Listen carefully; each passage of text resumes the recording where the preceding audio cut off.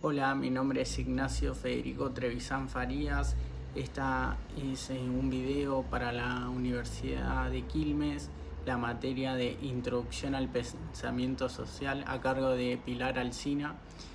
donde en estos videos se tratará de hablar de distintos autores desde la perspectiva de varias películas como La clase obrera Valparaíso, Ciudad de Dios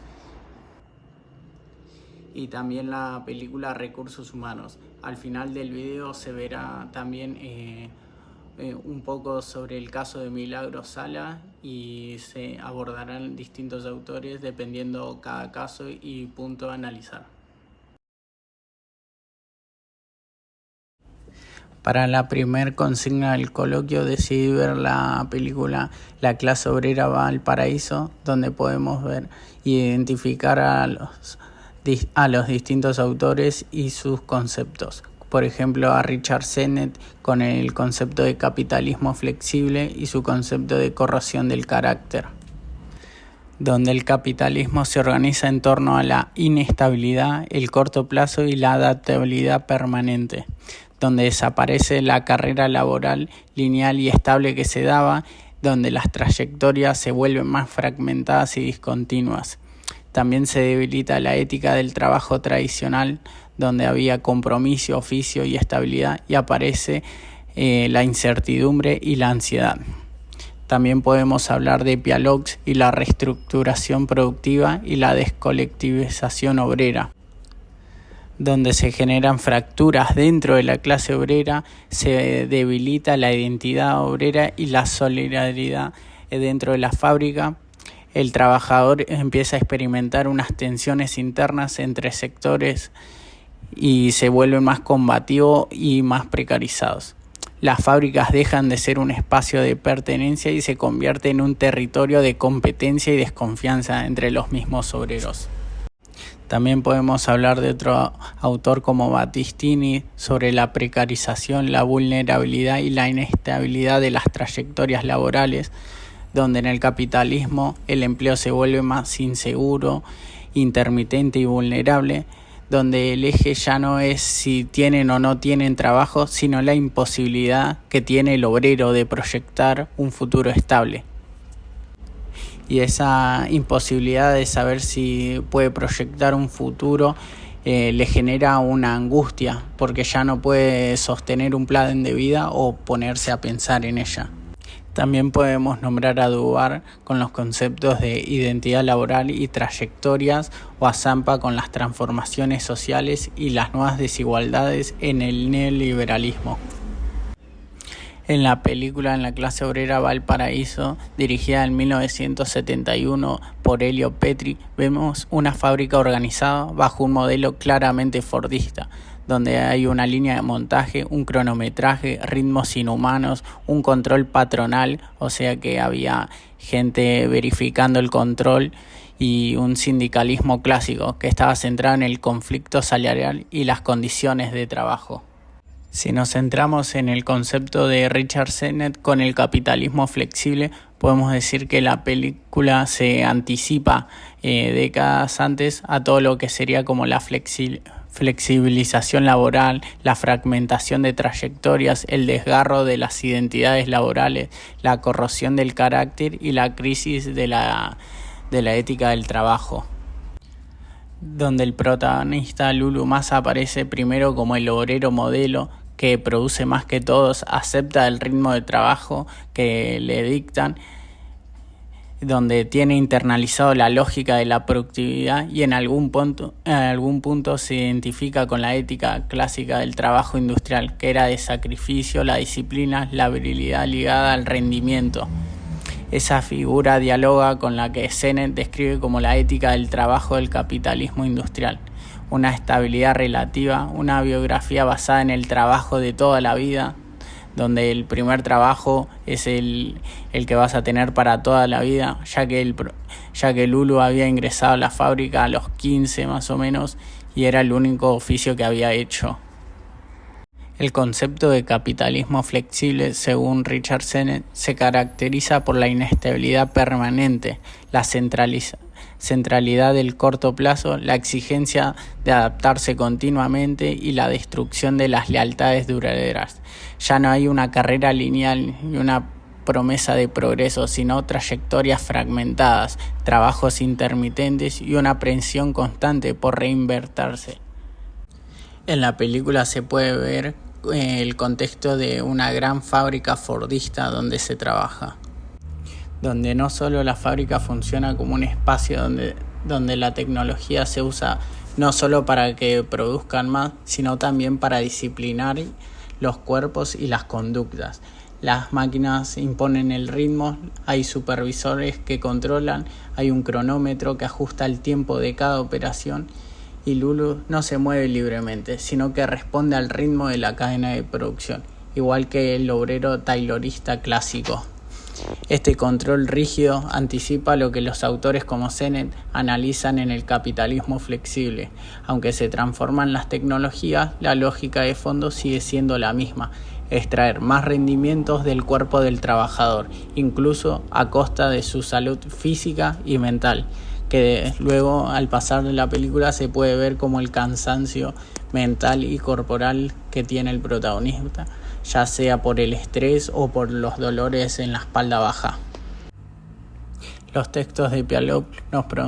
nos permiten ver cómo los procesos de reestructuración productiva, como los cierres de plantas, las nuevas tecnologías o las nuevas jerarquías, modifican no solo la organización del trabajo, sino también las relaciones entre los propios trabajadores.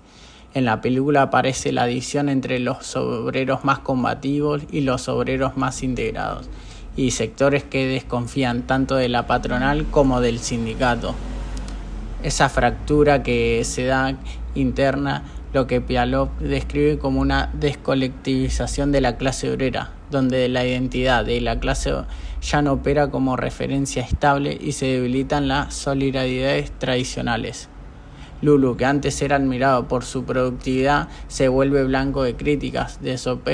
sospechas y resentimientos. La comunidad obrera se fragmenta en línea con los diagnósticos de Piaget sobre la transformación del mundo del trabajo.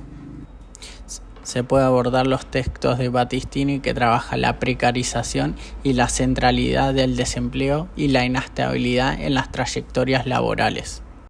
donde la cuestión no es solo tener trabajo, sino poder imaginar un futuro. En el capitalismo flexible, según Battistini, la trayectoria laboral se vuelve más débil, donde cada uno va cambiando de trabajo rápido y sin poder estar muchos años en un mismo lugar, donde hay siempre incertidumbre y riesgo permanente. Esa sensación de inestabilidad y la experiencia de que el lugar del trabajador en la fábrica nunca está completamente asegurado, esa inseguridad que Battistini observa en el contexto argentino puede leerse en la película como un anuncio temprano o anticipado de los efectos devastadores que tendrá la flexibilización laboral sobre las biografías laborales. Finalmente, los aportes de Zampa, que analiza las transformaciones sociales en América Latina en el marco del neoliberalismo y las nuevas formas de desigualdad, permiten extender la lectura de la película más allá del ámbito de la fábrica. Zampa señala que el surgimiento de nuevas configuraciones de la cuestión social, donde la precarización del trabajo, el debilitamiento de los sindicatos y la fragmentación de los sectores populares generan identidades quebradas y formas de subjetividad marcadas por la inseguridad, la competencia y el miedo a la exclusión. Aunque en la película se sitúa en otro contexto, ya sea geográfico o histórico, la loja que describe Zampa, la ruptura del contrato social fordista, el debilitamiento de la protección colectiva, el ascenso de la incertidumbre como norma, puede verse en la experiencia de Lulu y de sus compañeros, donde el trabajador ya no se reconoce como parte de un sujeto colectivo con horizonte político claro, sino como un individuo aislado, atrapado entre la explotación y la amenaza de quedarse afuera o de quedarse sin trabajo, al no cumplir con todas las normas de rendimiento. La película Recursos Humanos de 1999, dirigida por Laura Cantet, también es un material muy útil para comprender cómo fueron cambiando las formas de trabajo en el contexto del capitalismo flexible, concepto trabajado por los autores como Richard Sennett, a través del protagonista Frank, un joven que vuelve a su pueblo para hacer una pasantía en la fábrica donde trabaja su papá. La película muestra las tensiones que surgen cuando las empresas se modernizan, se reorganizan sus estructuras y profundizan la precarización laboral. Como mencionamos, para Sennett, el capitalismo flexible se caracteriza por la incertidumbre laboral permanente, la falta de continuidad en las trayectorias, la polivalencia forzada y la adaptación constante a cambios organizacionales. Esto genera lo que el autor llama la corrosión del carácter, es decir, la dificultad para construir una identidad laboral estable y un proyecto de vida a largo plazo. En la película, estas ideas se ven claramente cuando la gerencia implementa recortes, cambio de turnos y elabora listas de despidos en nombre de la eficiencia y la modernización, que es un lenguaje típico de la lógica tecnocrática del capitalismo contemporáneo. Otros autores que nos ayudan a profundizar estas dinámicas pueden ser Battistini, que explica cómo las biografías laborables se vuelven más inestables y fragmentadas, algo que en la película se evidencia cuando los jóvenes operarios contratados por tiempo determinado. En la fábrica se forma una división entre quienes tienen estabilidad y quienes viven en la precariedad, reproduciendo desigualdades internas propias del capitalismo flexible. Por su parte, Dubar señala que las identidades laborales se construyen socialmente y que los cambios en las empresas afectan profundamente esas identidades laborales. En la película, la identidad obrera tradicional, basada en el oficio, la antigüedad y la solidaridad, entra en crisis cuando se instala un discurso empresarial más competitivo e individualista. El conflicto entre Frank y su padre representa ese choque generacional y simbólico. También podemos mencionar a Pialoux, que destaca cómo las reestructuraciones industriales erosionan esta cultura obrera, algo visible en las tensiones, peleas internas y divisiones entre operarios y administrativos. Finalmente, Zampa contextualiza estas transformaciones dentro del neoliberalismo, que reorganiza las posiciones sociales y profundiza la segmentación. Me pareció interesante también hacer sobre esta película para ver cómo estas dinámicas no solo ocurren en Europa, sino que también pueden observarse en la Argentina. Un ejemplo claro es la incorporación de tecnologías de control en los supermercados, en los centros logísticos y las plataformas de e-commerce, donde se utilizan software de monitoreo, sistemas de picking por luz o voz y algoritmos que calculan los tiempos estándar. Estas herramientas miden cada movimiento del trabajador desde la reposición hasta el armado de pedidos y generan sanciones automáticas cuando no se cumplen los ritmos exigidos. Como resultado, se modifican las tareas, aumentan las exigencias físicas y se fragilizan las trayectorias laborales,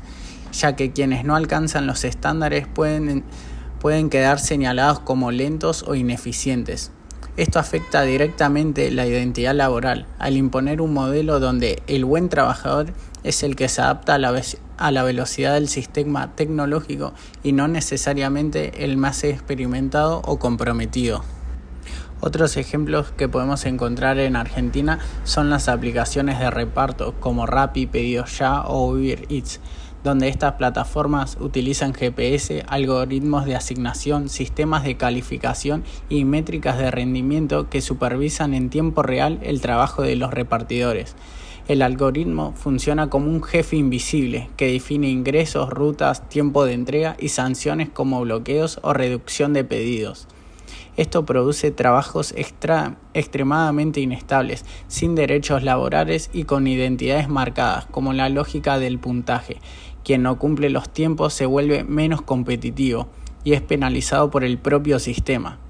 Además, estas tecnologías generan representaciones sociales que estigmatizan a los trabajadores informales como desorganizados o improductivos, reforzando discursos que justifican controles policiales, hostigamiento en el espacio público y políticas punitivas hacia quienes quedan afuera del modelo de empleo formal. Para cerrar esta primera consigna, me gustaría mencionar cómo la película Recursos Humanos y las aplicaciones de reparto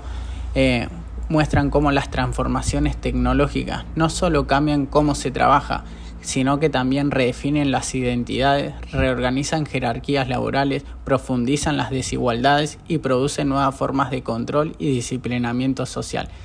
Tanto en las fábricas de Italia como en los supermercados, depósitos y plataformas digitales acá en la Argentina, el capitalismo flexible opera fragmentando las trayectorias, debilitando las solidaridades y construyendo representaciones sobre quienes no logran adaptarse a los ritmos tecnológicos impuestos. Esto evidencia cómo, bajo la apariencia de eficiencia y modernización, se consolidan mecanismos de dominación más útiles pero igualmente efectivos. Para la segunda consigna de relacionar el estereotipo del delincuente con la escuela positivista italiana, la escuela francesa y la crítica de Zaffaroni, elegí la película La ciudad de Dios, que presenta un retrato crudo de la violencia urbana y de la formación de trayectorias delictivas en contextos de extrema marginalidad. A lo largo de la película se puede observar cómo niños y adolescentes de las favelas brasileñas se ven inmersos en una red de violencia, desigualdad estructural, ausencia del Estado y economías ilegales que moldean sus vidas desde edades tempranas. Leídas de las teorías de la criminología, la película permite discutir críticamente el concepto del estereotipo del delincuente, formulado por la escuela positivista italiana, las diferencias con la escuela francesa y la posterior crítica a Eugenio Zaffaroni. La escuela positivista italiana, con figuras como Lombroso, Ferri y Garofalo, formuló en el siglo XIX la idea del delincuente nato. Según Lombroso, la criminalidad tendría un origen biológico, identificable a través de ciertos rasgos anatómicos que construían marcas innatas de una predisposición criminal. A partir de estas nociones se construyó un estereotípico rígido, donde el delincuente como individuo inferior, peligroso, anómalo o esencialmente distinto del resto de la sociedad. La escuela francesa, que está representada por Tertre, Durkheim o Lacaze, se distancia fuertemente de la escuela italiana, donde para la escuela francesa el medio social es el caldo de cultivo de la criminalidad, ya que el crimen es un resultado social que depende de la pobreza, el alcohol o la desigualdad. Se da más bien por el entorno social. Durkheim, por su parte, sostiene que el delito es un hecho social, producto de tensiones estructurales y de la falta de integración social. La ausencia de normas efectivas se expresa en la película a través de la incapacidad del Estado para regular la vida social, la inexistencia de instituciones protectoras, la presencia constante de violencia, la regulación de la vida por actores ilegales. Desde esta perspectiva, la criminalidad no está en un individuo biológico desviado, sino en la estructura social que moldea estos comportamientos. Zaffaroni critica fuertemente a estos dos conceptos o a estas dos escuelas, pero especialmente critica más a la escuela italiana o al positivismo italiano.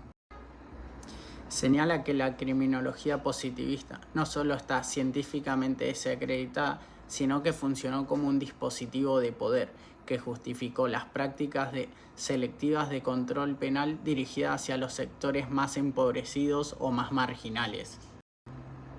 Zaffaroni plantea que la figura del delincuente nato que tenía Lombroso es una ficción útil para el poder punitivo. Los sistemas penales no persiguen a todos los que hacen delito, sino a los que encajan con el estereotipo de criminal, que son los jóvenes pobres, los negros o los habitantes de zonas periféricas o zonas marginales. También el derecho penal opera selectivamente, aplicándose desigual y sistemáticamente sobre los mismos grupos sociales más marginados. En la película podemos ver esto que dice Zaffaroni, ya que la policía siempre reprime o hacía entradas violentas en la zona de las favelas, ejercía un poder de persecución sobre todos los adolescentes negros y de que vivían en las favelas. La teoría del etiquetado, según Darío Melosi, sostiene que el delito no es una cualidad intrínseca de las personas, sino una construcción social generada por procesos institucionales, judiciales y mediáticos que definen a ciertos sujetos como desviados. La desviación aparece cuando actores de control social aplican etiquetas estigmatizantes que producen trayectorias de exclusión. El concepto del ciclo del canalla describe cómo un individuo es convertido simbólicamente en un enemigo moral. Primero mediante una acusación inicial, luego mediante la amplificación mediática y finalmente a través de un consenso social que legitima el castigo. Para esta consigna elegí el caso de Milagros Salas. Ella es una dirigente social jujeña, fundadora de una organización barrial llamada Tupac Amaru, que desde la década de los 90 impulsó cooperativas de vivienda, educación y salud para los sectores populares. Su figura se transformó en una figura de la criminalización de las protestas sociales en la Argentina. Tras su detención en una manifestación frente a la Casa de Gobierno en el año 2016, este caso puede comprenderse desde el concepto de estereotipo de delincuente que tiene Zaffaroni, donde el poder punitivo selecciona ciertos cuerpos y sectores como objetos preferenciales de persecución penal. En el caso de Milagros Salas, su condición de mujer indígena, dirigente de sectores populares y referente de una organización que disputa recursos al poder provincial, facilita su encuadro dentro del estereotipo del enemigo interno, lo que permite legitimar la intervención penal selectiva. También podemos ver los 3 ejes de gobernabilidad neoliberal propuestos por Zampa: la criminalización de la protesta social, la doctrina de seguridad ciudadana y la militarización en el control territorial. Estos elementos están presentes en la ofensiva contra la Tupac Amaru, que tiene la propuesta es reinterpretada como un delito. El discurso de seguridad se utiliza para justificar la intervención sobre la organización y el territorio tupaquero es objeto de una vigilancia policial intensificada, tal como se vio también en la película Ciudad de Dios con la intervención de la policía en las favelas. De esta manera, el caso de Sala se inscribe en un patrón más amplio de disciplinamiento de los movimientos sociales que disputan recursos y poder en escenarios de desigualdad estructural. También me gustaría mencionar el movimiento piquetero de desocupados que surgió en la Argentina a fines de la década de los 90 también, que constituye un caso emblemático para analizar la acción colectiva contemporánea en el marco de los procesos de exclusión, de reorganización social y disputa por derechos. Este movimiento se configura desde los principios que señalan Schelling y Calderón: una acción colectiva organizada que está sostenida en asambleas, cortes de ruta, cooperativas de trabajo y redes barriales. La construcción de una identidad colectiva basada en la categoría política de trabajador desocupado, que resignifica la falta de empleo como experiencia compartida y no como problema individual, y la existencia de un conflicto social en el cual los sectores populares disputan al Estado recursos, políticas públicas y reconocimiento frente a los efectos del neoliberalismo y la precarización laboral existente. Muchas gracias por escucharme, espero que les haya gustado.